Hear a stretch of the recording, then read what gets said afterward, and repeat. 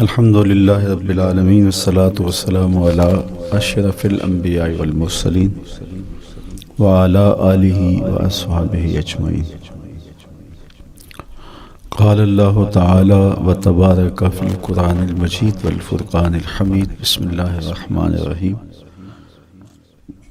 لا اقسم بهذا البلد وانت حل بهذا البلد ووالد وما ولد لقد خلقنا الانسان في كبد۔ صدق اللہ مولانا العظیم وصدق رسولہ النبی الکریم الرؤوف الرحیم۔ اللہم نور قلوبنا بالقرآن وزین اخلاقنا بالقرآن وادخلنا الجنة بالقرآن ونجنا من النار بالقرآن۔ قال اللہ تعالی وتبارک فی شان حبیبہ مخبرا وآمرا ان اللہ وملائکتہ یصلون علی النبی یا ایہا الذین آمنوا صلوا علیہ وسلموا تسلیما۔ اللہم صل علی سیدنا و مولانا محمد معدن الجود والکرم صلاۃ و سلاما علیک یا سیدی یا رسول اللہ۔ میں نے آپ کے سامنے قرآن مجید کے جو کلمات تلاوت کیے ان میں اسی حقیقت کو بیان کیا گیا۔ لا اقسم بہذا البلد، آغاز ہوا شہر مکہ کی قسم سے۔ قسم ہے مجھے اس شہر کی، پھر وجہ قسم بھی بیان کی۔ وانت حل بہذا البلد، مجھے اس شہر کی قسم اس لیے کہ محبوب اس شہر میں تو جو بستا ہے، تیرا بسیرا ہے اس شہر میں، اس شہر کی گلیوں نے تیرے قدم چومے ہیں اور تیرے انفاس کی مہک اس کی فضاؤں میں بسی ہے، اس لیے مجھے قسم کہ یہاں تم رہتے ہو۔ اللہ اکبر۔ علماء کے مابین اس بات پر اختلاف ہے کہ مکہ المکرمہ افضل ہے یا مدینہ النبی صلی اللہ علیہ وآلہ وسلم افضل ہے۔ ایک علمی اختلاف ہے، بعض نے کہا مکہ المکرمہ افضل ہے، دلائل دیے، بڑا وزن ہے دلائل میں۔ بعض نے کہا مدینہ تو رسول صلی اللہ علیہ وآلہ وسلم افضل ہے، دلائل دیے، بڑا زور ہے دلائل میں۔ لیکن شیخ عبدالحق محدث دہلوی علیہ رحمہ اسی آیت سے روشنی لے کر کے لکھتے ہیں کہ جب حضور مکے میں تھے تو مکہ افضل تھا، جب مدینے آ گئے تو مدینہ افضل ہو گیا۔ جدھر جدھر سے وہ گزرتے گئے مجد و شرف بھی پیچھے پیچھے رہا۔ چند لمحوں کے لیے ٹھہرے تھے تم جس پیڑ کے نیچے۔ نشور وحدی کا لہجہ دیکھیے کتنا دل آویز ہے۔ چند لمحوں کے لیے ٹھہرے تھے تم جس پیڑ کے نیچے، سنا ہے آج تک اس پیڑ کا سایہ مہکتا ہے۔ تو مکے میں ہیں تو مکہ افضل، مدینے میں ہیں تو مدینہ افضل۔ تو شرف ان کے وجود مسعود سے ہے، وہ جدھر جدھر سے گزرتے جائیں گے وہاں وہاں ہی نور پھیلتا چلا جائے گا۔ اور پیر نصیر الدین علیہ رحمہ کا لہجہ یہاں کتنا خوبصورت دکھائی دیتا ہے۔ ایک بار وہ جدھر سے گزرے ہیں نصیر، ایک بار وہ جدھر سے گزرے ہیں نصیر، بار بار ادھر سے بہار گزری ہے۔ تو کہا کہ قسم ہے مجھے اس شہر کی، یعنی شہر مکہ کی۔ کیوں اس شہر کی قسم؟ وَأَنْتَ حِلٌّ بِهَذَا الْبَلَدِ، کہ محبوب اس شہر میں تمہارا قیام ہے، اس شہر میں تمہاری رہائش ہے، تمہارے انفاس کی مہک ہے اس شہر کی فضاؤں میں، اور تمہارے قدموں کو چھوا ہے اس شہر کی گلیوں نے، اس لیے قسم کہ یہاں آپ رہتے ہو۔ وَوَالِدٍ وَمَا وَلَدَ، اور قسم ہے باپ کی، اور قسم ہے جو اس کی اولاد ہے۔ والد سے مراد کیا ہے اور ما ولد سے مراد کیا ہے؟ تو اس کے بارے میں ایک قول یہ ہے کہ والد سے مراد حضرت ابراہیم علیہ السلام ہیں، اور ما ولد سے مراد حضور علیہ السلام جو ان کے فرزند ہیں۔ ایک قول کہ والد سے مراد حضرت آدم علیہ السلام ہیں، اور ما ولد سے مراد ان کی ساری ذریت اور نسل ہے۔ تیسرا قول کہ والد سے مراد حضور علیہ السلام ہیں، اور ما ولد سے مراد حضور علیہ السلام کی ساری امت، حضور علیہ السلام کی ساری آل اطرت، حضور کے اصحاب۔ لیکن علماء نے پہلے قول کو ترجیح دی کہ مکہ المکرمہ کی قسم کی گئی تو پھر مناسبت بنتی ہے کہ حضرت ابراہیم کا ذکر بھی ہو، تو اس لیے والد سے مراد حضرت ابراہیم ہیں، اور ما ولد سے مراد حضور علیہ الصلوۃ والسلام کی ذات ستودہ صفات ہے۔ تو تین چیزیں ہوئیں جن کی قسم کی گئی۔ سب سے پہلے شہر مکہ کی قسم کی گئی، پھر حضرت ابراہیم علیہ السلام کی قسم کی گئی، اس کے بعد حضور علیہ الصلوۃ والسلام کے مبارک وجود کی قسم کی گئی۔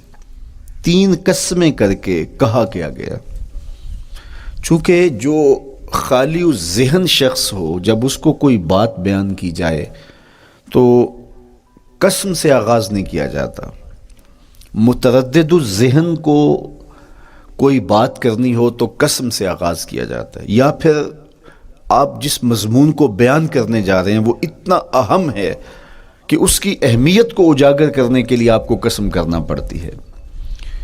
تو یہ جو ما بعد کا مضمون ہے جس کو میرے رب نے بیان کیا، اس سے قبل ایک نہیں، دو نہیں، تین قسمیں کی، تو پھر کان تو کھڑے ہو گئے، سماعتیں تو بچھ گئیں کہ وہ کون سی شے ہے جس کو بیان کرنا مقصود ہے، اور اس سے قبل قسم پہ قسم کی جا رہی ہے۔ قسم محبوب شہر مکہ کی، قسم محبوب تیرے والد بزرگوار حضرت ابراہیم علیہ السلام کی، اور قسم تیرے پاکیزہ وجود کی۔ اب انسان بالکل سماعتیں بچھا کے منتظر ہے کہ قسم کی کس بات کی جا رہی ہے، کس بات پہ قسمیں ہو رہی ہیں۔ تو جواب آیا، قسم محبوب شہر مکہ کی جس میں آپ رہتے ہو، قسم آپ کے والد بزرگوار حضرت ابراہیم علیہ السلام کی، اور قسم آپ کے پاکیزہ وجود کی۔ لقد خلقنا الانسان فی کبد، ہم نے انسان کو مشقتوں میں رہتا پیدا کیا ہے۔ یعنی انسان کی زندگی کے اندر مشقتیں، مشکلیں، آلام، مصائب، حالات کی تلخیاں، سخت مراحل، یہ اس کی زندگی کا حصہ ہے، اور ہم نے اس کو ڈیزائن اس طرح کیا ہے کہ یہ ان ساری مشکلات سے نہ بردآزما ہوگا اور حالات کی تلخیوں کا مقابلہ کرے گا، اور خیر و شر کے ساتھ ساری زندگی اس کا تعلق رہے گا۔ تو یہ اگر سخت جان ہوا تو زندگی میں کامیاب اور بامراد ہوا، اور اگر یہ کمزور ہوا تو پیچھے رہ جائے گا۔ اور اس کے لیے جو قسمیں کی ہیں وہ تین ہیں۔ قسم کا اور جواب قسم کا تعلق ہوتا ہے، یعنی جس پہ قسم کی جا رہی ہے تو جو قسم کی جا رہی ہے اس کا کوئی آپس میں تعلق ہوگا۔ جب پھولوں کا ذکر کریں گے تو پھر اس کے متعلقات ہی بعد میں بیان کریں گے۔ کسی نے کہا تھا جنگل میں کوئی مے خار مرا ہے، جنگل میں کوئی مے خار مرا ہے، اسے انگور کے پتوں کا کفن دو۔ میاں جنگل میں مرنے والے شخص کو کسی اور درخت کے پتوں کا بھی تو کفن دیا جا سکتا ہے، لیکن صاحب مرنے والا مے خار ہے، اور شراب کشید کی جاتی ہے انگور سے، تو اس کو تو ٹھنڈ تب بھی پڑے گی کہ انگور کے پتوں کا کفن دیا جائے۔ تو مناسبات ہوتی ہیں۔ تو اب جب قسم کی گئی تو قسم تین چیزوں کی گئی، اور اس کی جواب قسم سے مناسبت کیا بنتی تھی؟ انسان کو مشقتوں میں رہتا پیدا کیا گیا، حالات کی تلخیوں سے گزرتا ہے، سخت تربیتی مراحل سے اس کو گزرنا پڑتا ہے۔ تو اس چیز کو بیان کرنے سے قبل تین قسمیں کی گئی۔ پہلی قسم میرے حضور کے پاکیزہ شہر کی، مکہ المکرمہ کی، اس لیے کہ مکہ المکرمہ میں دیکھ لیجئے کہ صحابہ اور حضور کے ماننے والوں نے کیسے تلخ زندگی کاٹی۔ شجر اسلام ثمر بار ہوا تو ہمیں تو یہ کھلے ہوئے پھول دکھائی دیتے ہیں، لیکن ہم نہیں بھول سکتے کہ بلال حبشی کی پیٹھ پہ کیسے کوڑے برسے اور احد احد کیسے پکارتے رہے۔ تو ہم اس منظر کو دیکھیں، مکہ کے ان حالات کو دیکھیں، تو اس لیے قسم کی مکے کی، اور پھر حضرت ابراہیم علیہ السلام کی قسم کی، چونکہ حضرت ابراہیم نے جس قدر اذیتوں سے گزر کر کے، مصائب آلام کا سامنا کر کے، حالات کی تلخیوں کا مقابلہ کر کے اپنا راستہ بنایا اور اپنے رب کی رضا پائی، وہ تاریخ کا ایک انوکھا باب ہے۔ اس سے بڑھ کر کیا ہوگا کہ جلتی ہوئی آگ میں چھلانگ لگا دی رب کے حکم کی تعمیل میں، بیٹے کی گردن پہ چھری رکھ دی۔ یہ تماشا لب بام نہیں تھا، منا کی وادی میں وہ انوکھا واقعہ رقم ہوا کہ آج بھی تاریخ انگشت بدندہ ہے کیا ایک باپ، اور وہ اس بیٹے کو ذبح کرنے کے لیے آمادہ ہو گیا جو اس کی آنکھوں کا نور ہے اور دل کا قرار ہے، رب سے مانگ مانگ کے لیا، لیکن تعمیل ارشاد میں اس بیٹے کی گردن پہ چھری رکھنے کے لیے باپ تیار ہو جاتا ہے اور اس کو ذبح کرنے کے لیے آمادہ ہو جاتا ہے، حتیٰ کہ بیٹے کو لٹا لیتا ہے اور ہاتھ میں چھری پکڑ کے بیٹے کی گردن پہ رکھ کے پوری ہمت کے ساتھ جب چھری چلاتا ہے تو آواز آتی ہے فلما اسلما وتلہ للجبین ونادیناہ ان یا ابراہیم قد صدقت الرؤیا انا کذالک نجزی المحسنین۔ ابراہیم بس کرو، تم نے واقعی خواب پورا کر دکھایا۔ اپنی بیوی کو، اپنے نومولود بچے کو وادی غیر ذی زرع میں چھوڑ آنا، جہاں کچھ بھی میسر نہیں تھا، یہاں آپ کو آپ کے ماں باپ چھوڑ کے جاتے ہیں، ایک خوبصورت آسودہ ماحول ہے، اور آپ کو جس مقصد کے لیے چھوڑ کے جا رہے ہیں تو وہ مقصد بھی آپ کے اور ان کے پیش نظر ہے، لیکن اس کے باوجود بھی جو ہے وہ آنکھیں نم ہو جاتی ہوں گی کہ ہم اپنی اولاد کو یہاں چھوڑ کے جا رہے ہیں، جبکہ ایک محفوظ پناہ گاہ میں آپ کو چھوڑ کے گئے۔ آپ کی تربیت کرنے والا ایک جو ہے وہ توانا طبقہ اور ایک توانا جو ہے وہ سٹاف موجود ہے جو آپ کی فکری، ذہنی، بدنی تربیت کے لیے کوشاں ہیں، لیکن اس کے باوجود بھی والدین محسوس کرتے ہیں لیکن اپنے نومولود بچے کو وہاں چھوڑ کے جانا جہاں آب و دانہ بھی میسر نہیں تھا۔ مورخ اسلام فی جلندری نے اس وادی کا نقشہ کھینچتے ہوئے کہا، وہ وادی جس میں وحشت بھی قدم رکھتی تھی ڈر ڈر کے، جہاں پھرتے تھے آوارہ تھپیڑے بادے سر سر کے، جہاں پر گھاس اگتی تھی، جہاں نہ پھول کھلتے تھے، مگر وہ سرزمین تھی آسماں بھی جھک کے ملتے تھے۔ تو اس وادی میں چھوڑ کے آنا، حضرت ابراہیم نے جو امتحانات دیے، اس لیے ان کی قسم کی، چونکہ جواب قسم کا تعلق بنتا ہے تو قسم ابراہیم کے پاکیزہ وجود کی کہ جنہوں نے دکھ سہے، تکالیف، آلام گوارا کی، لیکن پائے ثوات میں لغزش نہیں آنے دی۔ تیسری قسم میرے حضور کے پاکیزہ وجود کی فرمایا جتنے دکھ مجھے دیے گئے، جتنی اذیتیں مجھے پہنچائی گئیں، اتنی کسی کو نہیں دی گئیں۔ پیدا ہوئے تو حضور کے باپ کا سایہ سر پہ نہیں تھا، پھر اس کے بعد حضور مختلف مراحل سے گزرے، 6 سال کی عمر میں ماں کا انتقال ہو گیا۔ جب راہ حق میں لوگوں کو دعوت رشد و ہدایت دینے نکلے تو جو لوگوں کے رویے تھے اور جو اذیتیں لوگوں نے پہنچائیں وہ ایک الگ باب ہے۔ مکے کی گلیوں سے لے کے طائف کے بازاروں تک جن اذیتوں سے میرے حضور گزرے، ام المومنین سیدہ عائشہ رضی اللہ تعالیٰ عنہ فرماتی ہیں ایک دن حضور کی بارگاہ میں حاضری تھی تو ہم نے عرض کیا حضور کیا احد کے دن سے سخت دن بھی زندگی میں کبھی گزرا ہے؟ صحابہ کی نظر میں اس دن سے سخت دن کبھی زندگی میں نہیں آیا، اس لیے کہ جب 70 صحابہ کی لاشیں پڑی تھیں، حضور کے چچا حضرت امیر حمزہ شہید کر دیے گئے، اور نہ صرف انہیں شہید کیا گیا، ان کا مسلح کیا گیا، اعضائے بدنیاں کاٹ دیے گئے، ناک کاٹ لی گئی، زبان کاٹ لی گئی، بدن چیر کے کلیجہ نکالا گیا، اور پھر ان اعضاء کا ہار پرویا گیا، اور ہندا نے گلے میں ڈال کے رقص کیا، آنکھوں میں نیزے چبھوئے گئے۔ تو یہ دردناک دن تھا۔ تو حضور کے سر انور پہ سفید رنگ کی پٹی بندھی تھی اور چشمان رحمت میں آنسو تھے، اور بار بار فرماتے تھے ما فعل امی، میرے چچا کی کہانی سناؤ۔ تو یہ دردناک دن تھا جو صحابہ نے اپنی آنکھوں سے دیکھا۔ تو انہوں نے کہا حضور کیا احد کے دن سے سخت دن بھی کبھی زندگی میں آیا؟ ان کا خیال تھا کہ حضور فرمائیں گے ہاں یہ میرا زندگی کا مشکل ترین اور سخت ترین دن تھا، لیکن حضور نے فرمایا ہاں عائشہ، جب طائف کے بازاروں میں تیری قوم نے مجھے پتھر مارے تو یہ دن احد کے دن سے بھی سخت تھا۔ حضور ان کے 3 سرداروں کے پاس پیغام حق لے کے گئے، لیکن انہوں نے آگے سے جو رویہ اختیار کیا وہ اتنا اذیت ناک تھا۔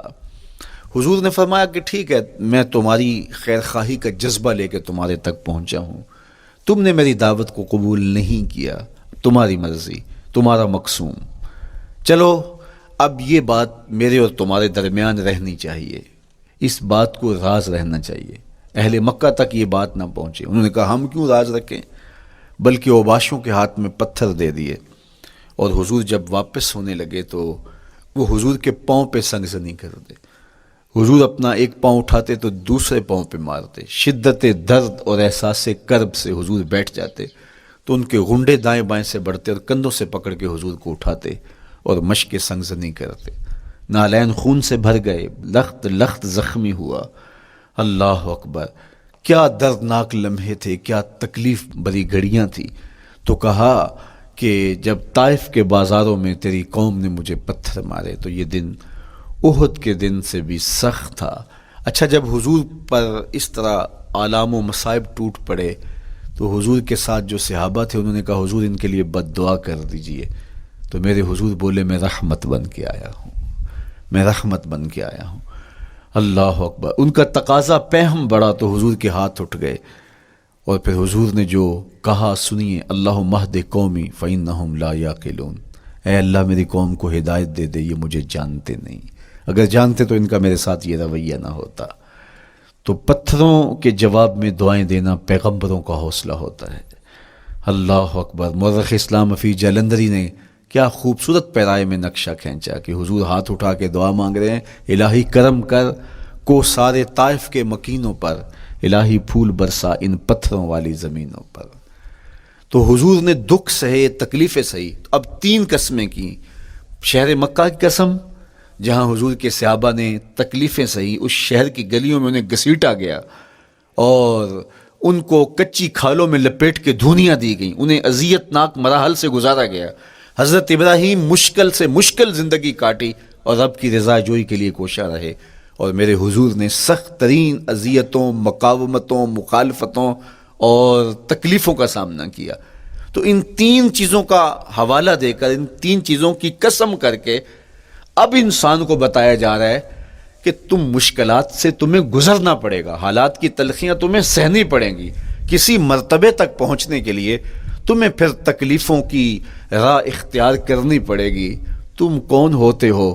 میرا محبوب ہو تو تکلیفیں وہ بھی اٹھائے، 2 جہاں کا مالک ہو اور طائف کے بازاروں میں اس کے پاؤں پہ بھی پتھر پڑیں، اور کونین کا سردار ہو اور ان کے اوپر اوجری ڈال دی جائے، کائنات کا مالک ہو اور ان کو مکے کی گلیوں کے اندر ان کے گلے میں عقبہ بن ابی معیط کپڑا ڈالے اور تاؤ دے.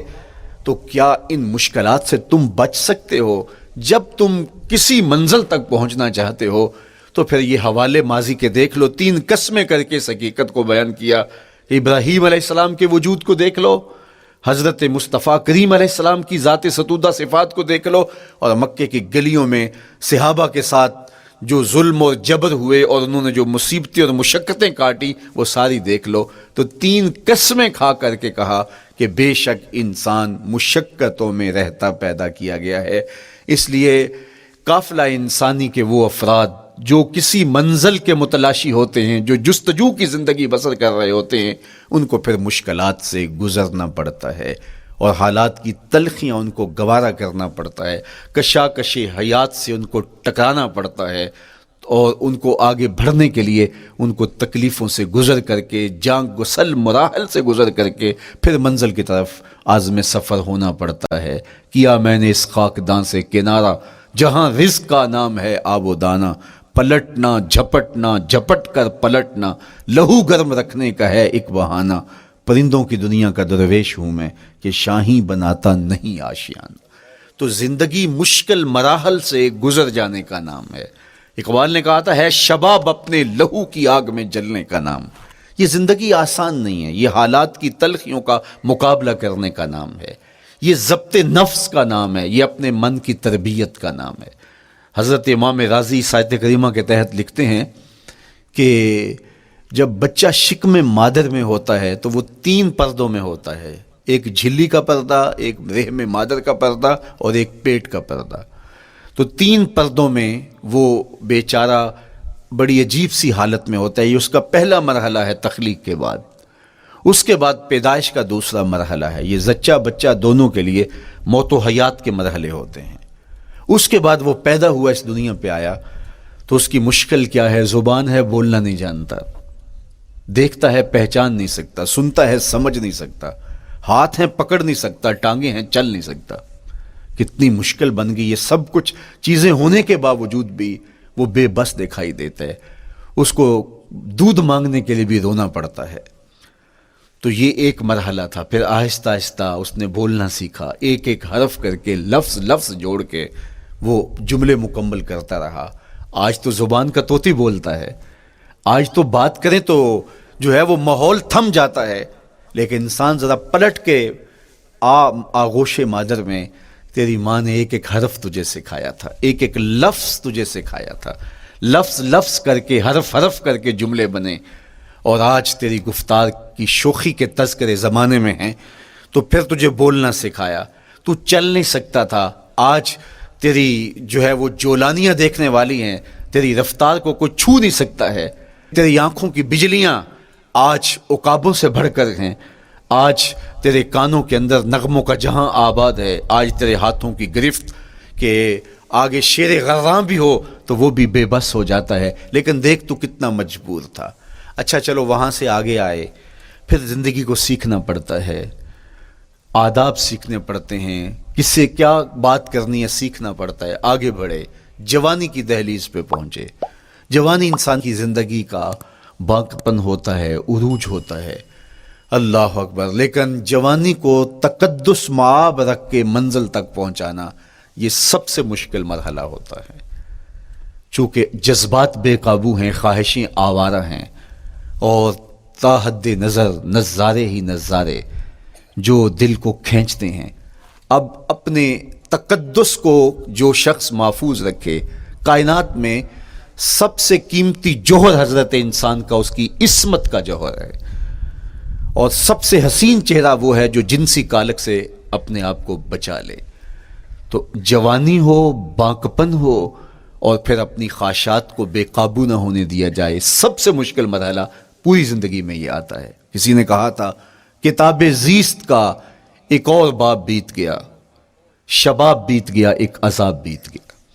تو شباب کا ختم ہونا اور اس کو خیریت سے منزل تک پہنچنا، یہ کتنا بڑا مشکل مرحلہ ہوتا ہے، جس کا جوانی میں باطن کا چہرہ مسخ ہو جاتا ہے اور جنسی کالک سے جو چہرہ آلودہ ہو جاتا ہے، اس کا عفت کا دامن داغدار ہو جاتا ہے۔ تو اس لیے وہ چہرہ تاباں ہے، وہ چہرہ روشن ہے، وہ چہرہ منور ہے جو اپنے آپ کو کالک نہیں لگنے دیتا اور اپنی عصمت کی حفاظت کرتا ہے۔ میرے حضور نے بھی ارشاد فرمایا، سبعۃ یظلھم اللہ تعالی فی ظلہ یوم لا ظل الا ظلہ، 7 اشخاص ایسے ہیں قیامت کے دن جب کوئی سایہ نہیں ہوگا، اللہ ان کو اپنے عرش کا سایہ عطا کرے گا۔ ان میں سے پہلا شخص امام عادل حکمران، دوسرا شخص وشاب نشأ فی عبادت اللہ، وہ جوان جس کی جوانی اللہ کی عبادت میں بسر ہوئی، تیسرا وہ شخص ورجل قلبہ معلق بالمساجد، وہ شخص جس کا دل مسجد میں لگتا ہے، مسجد میں جمتا ہے، اور چوتھا شخص ورجل دعتہ امرأۃ ذات منصب وجمال فقال انی اخاف اللہ، وہ شخص جس کو دعوت گناہ ملی اور حسن قدموں میں بچھنے کے لیے بےتاب ہوا، اور اس نے کیا کہا، انی اخاف اللہ، میں اللہ سے ڈرتا ہوں، میرا اللہ مجھے دیکھ رہا ہے۔ میرے حضور نے فرمایا قیامت کے دن جب کوئی سایہ نہیں ہوگا، اللہ اس کے اوپر اپنے عرش کا سایہ تان دے گا، جو اپنی عصمت کے جوہر کو بچا گیا۔ تو یہ ایک مشکل مرحلہ تھا، اپنی جوانی کے تقدس کی حفاظت کرنا۔ میرے حضور نے ارشاد فرمایا انا حبیب اللہ، میں اللہ کا حبیب ہوں۔ جو جوان جوانی میں توبہ کرتا ہے وہ بھی اللہ کا حبیب ہے۔ کتنا بڑا اعزاز ہے اور کتنا بڑا کمال ہے جو شخص کو ملتا ہے جو جوانی میں اپنی عصمت کے تقدس کی حفاظت کرتا ہے، اپنی آبرو پہ پہرا دیتا ہے، اپنی نظروں کی حفاظت کرتا ہے، اپنی سوچوں کو آوارہ نہیں ہونے دیتا، اپنے خیالوں کو بھٹکنے نہیں دیتا، اپنی خواہشات کو بے قابو نہیں ہونے دیتا۔ تو یہ مشکل ترین لمحہ تھا۔ اس کے بعد امام راضی کہتے ہیں اب شادی کا مرحلہ ہوا، تو پہلے خود اپنی ذمہ داری تھی، اب کسی کا بوجھ بھی اٹھانا پڑا، یہ اگلی مشکل آ پڑی۔ پھر بچے ہوئے تو پھر اپنی زندگی تو ختم ہو گئی، پھر ساری زندگی، پھر بڑھاپے میں چلے جائیں، ارذل العمر تک چلے جائیں، یہ ساری زندگی مشکلات لقد خلقنا الانسان فی کبد۔ تو ہمیں عملی طور پہ مشکلات کے مقابلے کے لیے تیار ہونا چاہیے۔ دیکھیے ہم جب شکار کرنے جاتے ہیں اور وہ خطرناک جنگل ہو جس میں شیر، بھیڑی اور دیگر جانور بھی ہوں، تو پھر ہم حفظ ما تقدم کے طور پہ سب کچھ ساتھ لے کے جاتے ہیں اور اس انداز سے جاتے ہیں کہ ہمارے اوپر اگر کوئی حملہ ہو تو بچاؤ کی یہ تدبیر ہو۔ تو ہم عملی طور پہ اس کے لیے خود تیار ہوتے ہیں، تو پھر کوئی ہونے والا حملہ غیر متوقع نہیں ہوتا اور ہم اس کے لیے اپنے آپ کو مستعد اور فعال پاتے ہیں۔ اسی طرح میں اور آپ اگر زندگی کے اس فلسفے سے آگاہ نہیں ہوں گے کہ زندگی مشکلات کا مجموعہ ہے، حالات کی تلخیاں ساری زندگی ہمارے ساتھ رہیں گی، تو کوئی بھی تکلیف، کوئی بھی اذیت، کوئی بھی ایسا واقعہ جو ہم نہیں چاہ رہے ہوں گے وہ روح پذیر ہوگا تو ہم گھبرا جائیں گے اور پھر اس وقت ہم دکھی ہو جائیں گے۔ اس لیے ہمیں یہ قرآن نے سکھایا ہے کہ تم عملی طور پہ زندگی کی سختیوں کا مقابلہ کرنے کے لیے آمادہ اور تیار ہو جاؤ۔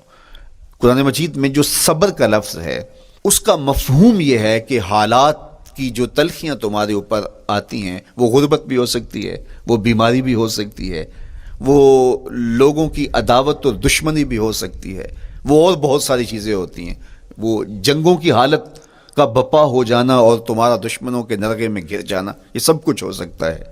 تو اس کے اوپر استقامت کے ساتھ تم کھڑے رہو اور تم ان کو برداشت کرنے کی اپنے اندر ہمت اور حوصلہ رکھو، تو پھر وہ تمہارا صبر ہوگا، اور یہ قوت اگر تمہارے اندر پیدا ہو جاتی ہے تو پھر تمہاری زندگی آسان اور سوکھی ہو جاتی ہے۔ لیکن اگر یہ دولت تمہیں نصیب نہیں ہوتی تو پھر ساری زندگی دکھوں اور شکووں سے بھری رہتی۔ اس لیے ہمیں یہ چیز سیکھ لینی چاہیے کہ زندگی نام ہی مشکلات سے نہ برد آزما رہنے کا ہے۔ عملی طور پہ ہم دیکھو، ہمیں پتہ ہے سردی آ رہی ہے تو اس کا ہم پہلے انتظام کرتے ہیں، تو سردی ہمیں دکھی نہیں پھر کرتی، ہم سردی سے بھی لطف لیتے ہیں، موسم برسات سے بھی مزہ لیتے ہیں، اور گرمی سے بھی ہم ایک حاص حاصل کر لیتے ہیں اگر ہم اس کو جو ہے اس کے لیے عملی طور پہ اپنے آپ کو تیار کر لیں۔ لیکن اگر ہم اس کے لیے تیاری نہیں کریں گے تو سوائے گھبراہٹ کے اور کچھ نہیں ہوگا۔ تو مجھے اور آپ کو عملاً اپنے آپ کو اس بات کے لیے آمادہ کرنا پڑے گا کہ زندگی حالات کی تلخیوں سے ٹکرانے کا نام ہے، اور ساری زندگی ہمیں ان مراحل سے گزرتے رہنا پڑے گا۔ اور قرآن نے جو ہے وہ 3 قسمیں کر کے، اور 3 قسمیں بھی شہر مکہ کی اور محبوب کریم کے پاکیزہ وجود اور جناب ابراہیم علیہ السلام کی، تاکہ تمہیں پتہ چلے جب ان کو بھی ان مراحل سے گزرنا پڑا میں اور آپ کیا بیچتے ہیں۔ اس لیے ہمیں اپنی زندگی کو ان راہوں پہ ڈالتے ہوئے صبر اور استقامت، اب صبر اور استقامت کی دولت ہمیں کیسے نصیب ہوگی، یہ دولت کس طرح، یہ قوت راسخہ ہمارے اندر کیسے پیدا ہوگی، اور کس طرح ہمارے من کے اندر یہ چیزیں سمائے گی۔ اللہ تعالیٰ کی خشیت، اس پر توکل، اس پر بھروسہ، اور اللہ تعالیٰ جل شانہ کی طرف سے ہر کام کے ہونے کا یقین ہمارے اندر یہ استقامت اور یہ حوصلہ پیدا کرتی ہے یہ چیز۔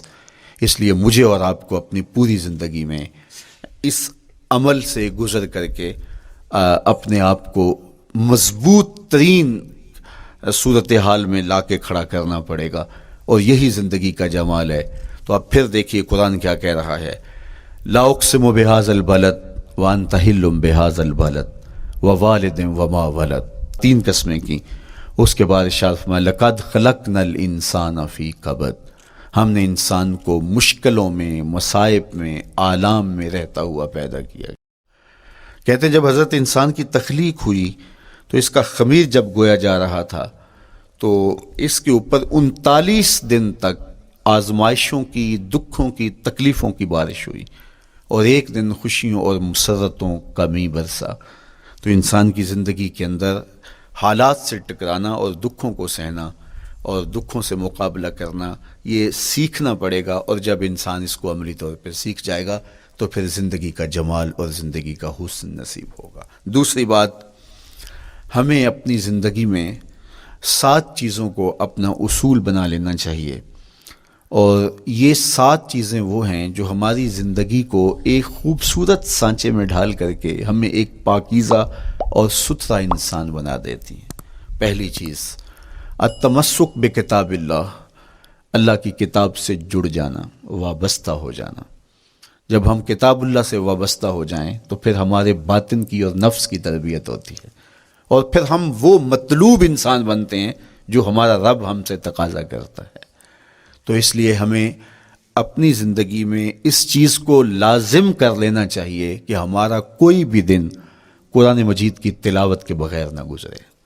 اپنے دن کا آغاز قرآن مجید کی تلاوت سے کیجیے۔ سورہ یاسین سے جو اپنے دن کا آغاز کرتا ہے سارا دن اللہ کی امان میں رہتا ہے، اس کی حفاظت میں رہتا ہے۔ اور اپنی شب کا آغاز سونے سے پہلے سورہ الملک کی تلاوت کریں، آپ ساری شب اللہ کی امان میں، اس کی حفاظت میں رہیں گے۔ اور قرآن مجید کو سمجھ کر اس کے مفاہیم و مطالب کے ساتھ ایک رکوع کم از کم پوری زندگی، اپنی زندگی کے نصاب میں آپ کتنا وقت مختلف امور کے لیے سر انجام دیتے ہیں۔ یہ کتاب انسانی ہدایت کے لیے، انسانی تربیت کے لیے، اس سے کوئی اور بہتر اور مؤثر جو ہے وہ نصاب نہیں ہو سکتا ہے۔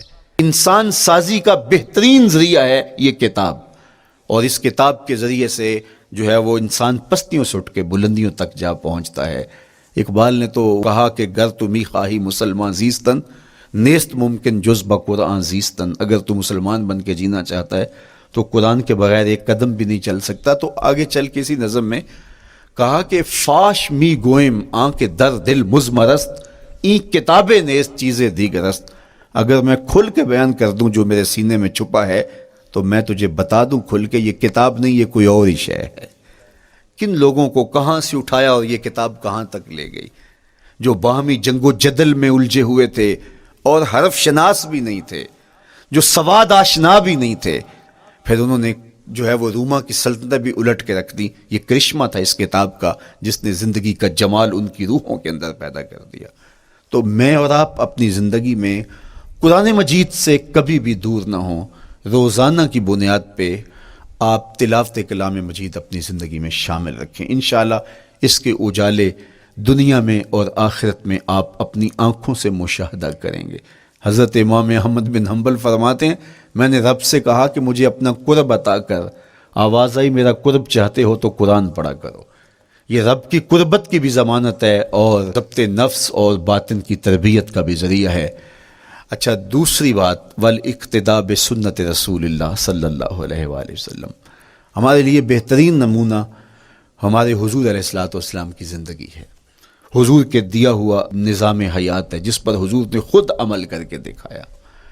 میرا عشق رسول، میری محبت رسول اس بات کا تقاضا کرتی ہے کہ میں ان کے طریقہ حیات کے مطابق اپنی زندگی گزاروں۔ اسلام دعوے کی بات نہیں کرتا، دلیل ہم سے مانگتا ہے۔ آج میں کہتا ہوں میں عاشق رسول ہوں، اور اتنا بڑا عاشق رسول ہوں کہ میرے جیسا زمانے میں دوسرا کوئی نہیں۔ میرے جذبات ایسے دکھائی دیتے ہیں، آسمان کو چیر دوں گا اور زمین کو پھاڑ دوں گا، لیکن ہمسایوں کے ساتھ میرا سلوک بتاتا ہے کہ میں عاشق رسول نہیں ہوں۔ دوستوں کے ساتھ میرا رویہ بتاتا ہے کہ میں عاشق رسول نہیں ہوں۔ میں کسی سے وعدہ کرتا ہوں اور پھر اس پہ پورا نہیں اتر پاتا، تو صاحب پھر آپ عاشق رسول نہیں ہیں، آپ کچھ اور ہیں۔ عشق رسول تو یہ ہے کہ میرے محبوب علیہ السلام نے کسی سے عہد کیا ہے کہ تمہارے آنے تک میں یہاں کھڑا ہوں، اور وہ جا کے بھول جاتا ہے، اور میرے حضور 3 دن وہاں منتظر رہتے ہیں۔ وہ اچانک گزرا اور دیکھا تو حضور علیہ الصلوۃ والسلام کھڑے ہیں، تو خود پریشان ہوا، صرف اتنی بات اسے کہی، صاحب تو نے مجھے مشکل میں ڈال دیا، تو نے مجھے مشقت میں ڈال دیا۔ عہد کیا ہے تو پھر اس کی پاسداری نبھا کے دکھائی۔ اللہ اکبر! میں اگر حضور سے محبت کرنے والا ہوں تو میرا رویہ بتائے کہ میں عاشق رسول ہوں۔ میری زبان پہ جھوٹ نہیں بول سکتی۔ آپ سے پوچھا گیا کہ مومن بزدلی کر سکتا ہے؟ کہا نہیں، بہادر ہوتا ہے، لیکن ہو سکتا ہے کبھی اس سے بزدلی سرزد بھی ہو جائے۔ پھر پوچھا گیا کہ مومن بخیل ہو سکتا ہے؟ کہا نہیں، سخی ہوتا ہے، لیکن ہو سکتا ہے کبھی اس سے بخل بھی سرزد ہو جائے۔ پھر تیسرا سوال حضور سے کیا گیا، مومن جھوٹا ہو سکتا ہے؟ فرمایا جھوٹا نہیں ہو سکتا، یہ پکی بات ہے کہ مومن جھوٹ نہیں بول سکتا۔ میں اور آپ اپنے رویوں میں دیکھیں کہ ہم کھڑے کہاں ہیں۔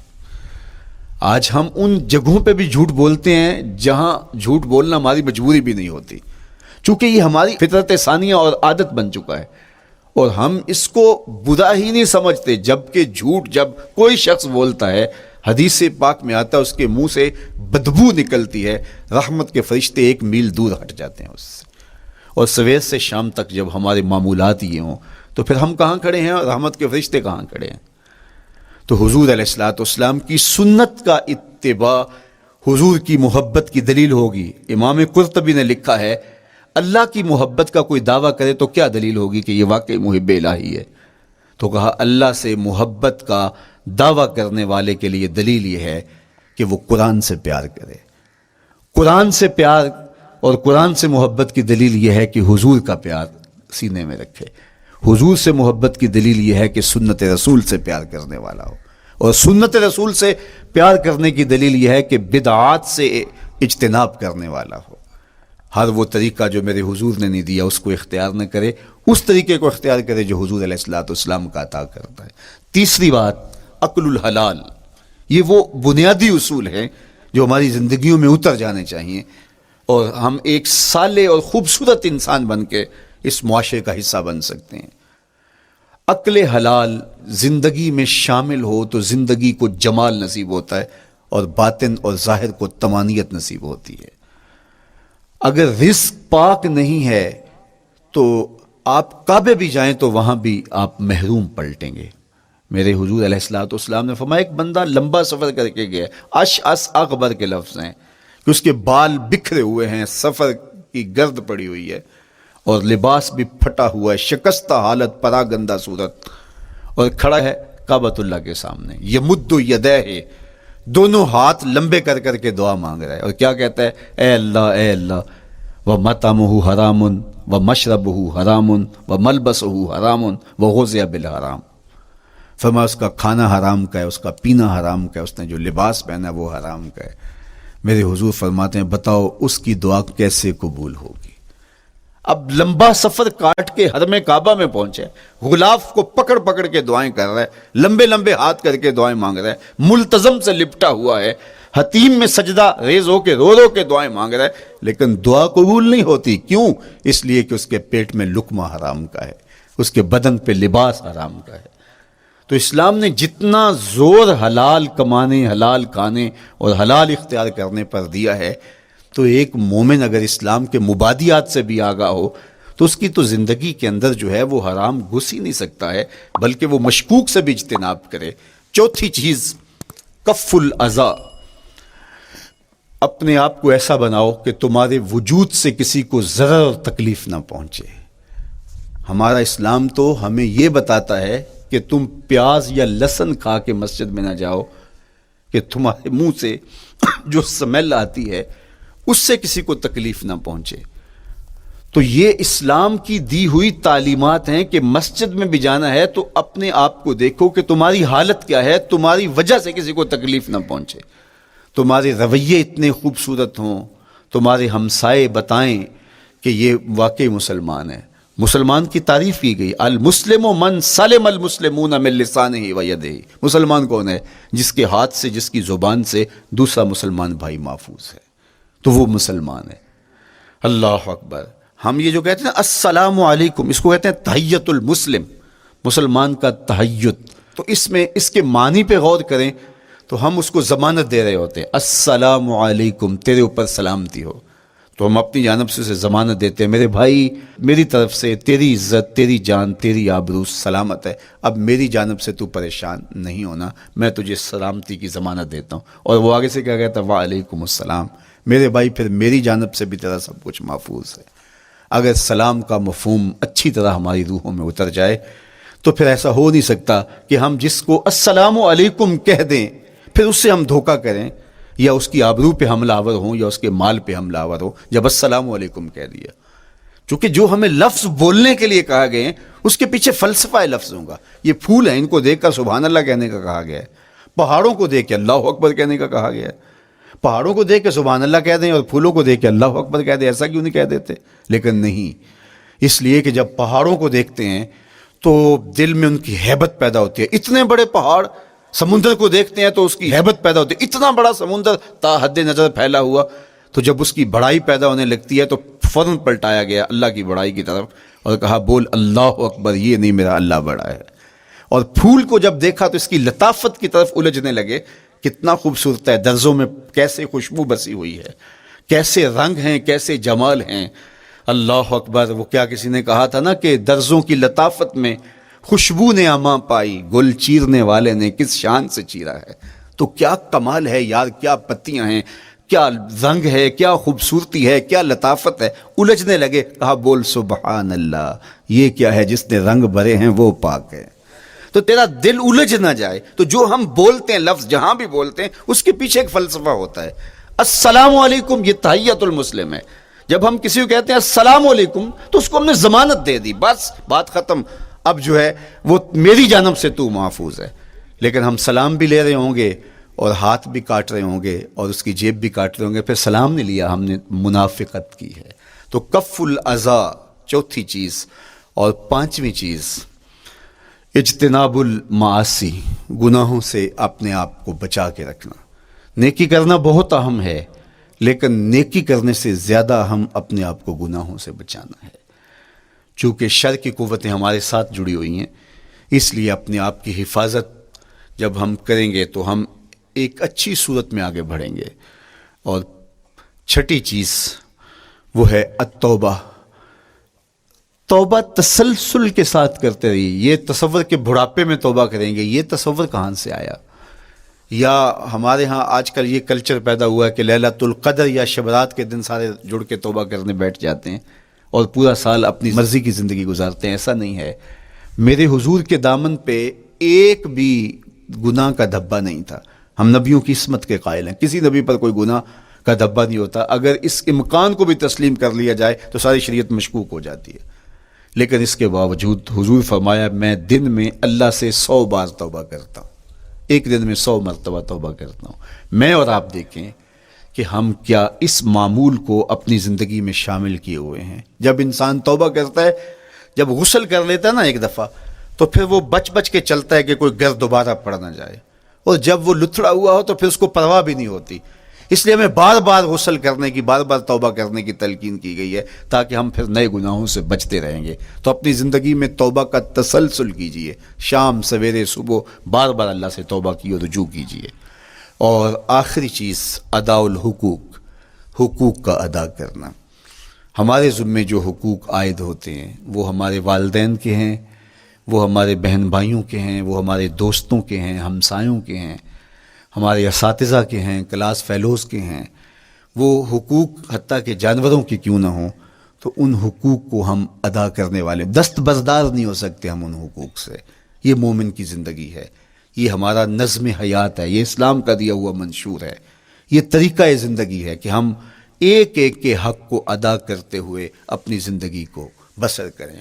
بالخصوص میں طلباء سے مخاطب ہوں کہ یہ عمر تربیتی اعتبار سے سب سے اہم عمر ہے۔ سیدنا علی المرتضیٰ رضی اللہ تعالیٰ عنہ فرماتے ہیں کہ 15 سال سے لے کر کے 20 سال تک کی عمر میں انسان کے نظریات پختہ ہوتے ہیں اور اس کی عادتیں جمتی ہیں۔ یہ دوسرے کہتے ہیں 13 سے 19 سال تک کی عمر، وہ کہتے ہیں یہ بڑی اہمیت کی حامل ہے۔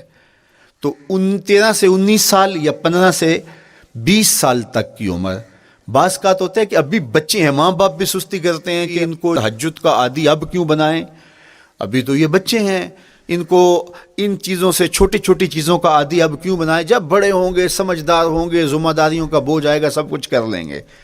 تو پھر اس وقت کرنا مشکل ہوتا ہے، پھر کر نہیں پاتا بندہ۔ تو جو سیکھنا ہے، جو عادتیں پختہ کرنی ہے، وہ اسی زندگی میں ہوتی ہیں۔ تو یہ آپ کا ایک موقع ہے، آپ کو ایک ماحول فراہم ہوا ہے۔ آپ کے ہمسائے آپ کے کلاس فیلوز ہیں جو آپ کے ساتھ کمرے میں رہ رہے ہیں۔ ہمسائیگی کے حقوق ادا کرنے کا جو انداز ہے وہ یہاں ہی سیکھیے اور اپنے اندر اس کو متحقق کیجیے اور پختہ کیجیے۔